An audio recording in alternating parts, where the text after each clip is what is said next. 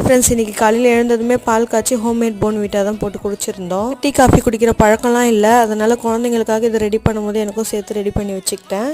அதை குடிச்சு முடிச்சு கையோட உருப்படியாக ஒரு வேலை செய்யலாம்னு செஞ்சுட்டு இருந்தேன். என்ன செஞ்சேன்னு பார்த்தீங்கன்னா தக்காளி ஊறுகாய் தான் செஞ்சு வச்சுருந்தேன். இந்த ஒரு ஊறுகாய் செஞ்சு வச்சுக்கிட்டாலே போதும், சைடிஷ் தேடணுன்ற அவசியமே இல்லை. ரொம்ப ஈஸியாக சிம்பிளாக டேஸ்ட்டாக செய்யலாம். என்கிட்ட ஓவர் ரைப்பான தக்காளி ஒரு கிலோ கிட்ட இருந்தது. சரி, அதை அப்படியே விட்டால் வேஸ்ட் ஆகிடும் அப்படின்றதுக்காக அதை தக்காளி ஊறுகாய் செஞ்சு வச்சிடலாம் தான் செஞ்சு வச்சுட்டு இருந்தேன். எங்களுக்கு இட்லி தக்காளி ஊறுகாய் தான் செஞ்சுருந்தேன். குழந்தைங்களுக்கு மட்டும் இட்லியை நாட்டு சர்க்கரையாக வச்சு கொடுத்தாச்சு.